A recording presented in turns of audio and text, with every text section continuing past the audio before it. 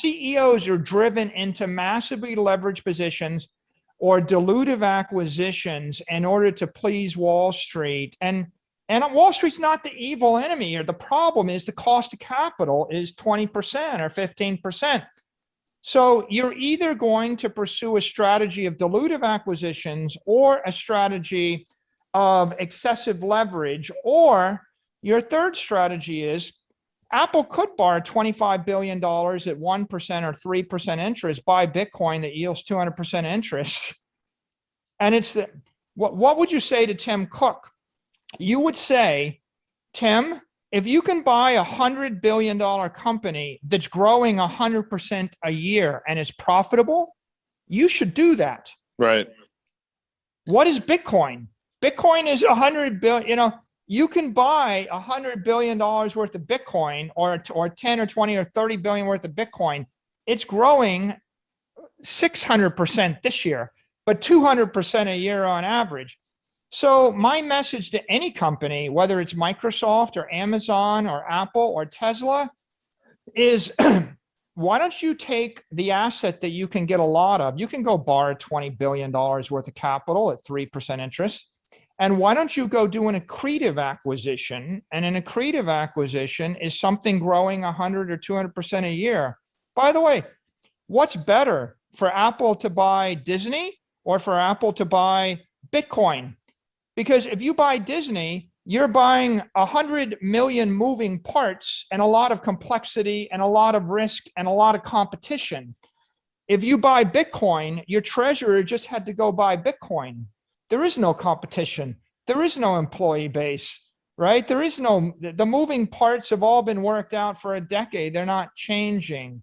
So it's a much better balance sheet idea than what's being laid on the table for most CFOs or most CEOs right now. So I'm going to ask this question.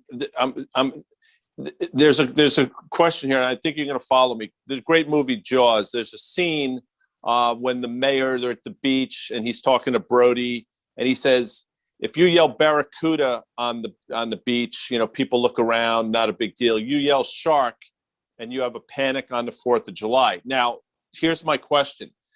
MicroStrategies, in some ways, was the barracuda. You went down this path, and people looked at it, but it didn't create a panic or a stir. If Apple were to do exactly what you did at MicroStrategies, would that be the panic on the 4th of July? Would every single bell and whistle go off at every level of government and in every boardroom? And so with that said, do you think they're sort of inhibited by, do you think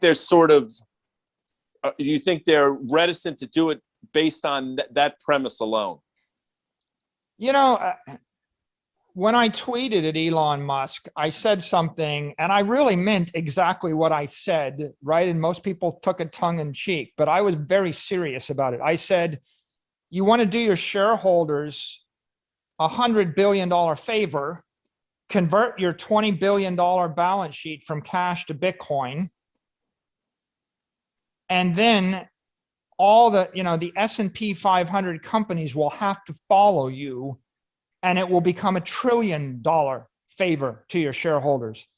And what I really meant was, you buy 10 billion in Bitcoin, you're going to double it. You can go borrow 10 billion in convertible debt. You're going to double it again. You're going to generate $40 billion of investment income on a $40 billion revenue company. Your stock is going to move north, and then everybody's going to realize, holy crap, this is safe.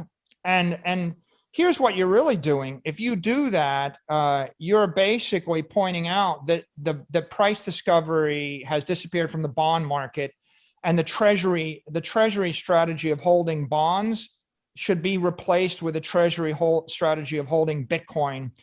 And so it just takes one mega company with conviction to do it, and you can. At our size, when it was 200 billion in market cap and we leaned on it with $1 billion to 2 billion, we could drive a certain amount. But now at $1 trillion in market cap, you lean on it at about the $10 billion to $20 billion level, and you could do that now. And that's what would catapult Bitcoin to be a $5 trillion asset. And you could say, oh, this is frightening. Not really frightening. Gold is 10 trillion, right? When Bitcoin is 50 trillion, then you will say it's a lot better than gold. I mean, how much more valuable is Google Maps than Rand McNally Maps? And how much more valuable is Apple digital photos than Kodak, right? It's very reasonable for digital gold to be 5x to 10x more valuable than gold. And I think that, Guy, it's just out there waiting for someone with conviction to do it. And but here's the general logic. If you're Tesla, what do you got to do to create $700 billion of market cap? You got to double your operating income, double your revenue. It's not easy to go from $40 billion of electric cars to $80 billion of electric cars in 1 year or 2 years. It's not. How's Apple going to do that? And so the answer is you fix your balance sheet, right? You fix your balance sheet. As soon as you realize $100 billion of cash at Apple is a liability, burning $20 billion in shareholder value a year.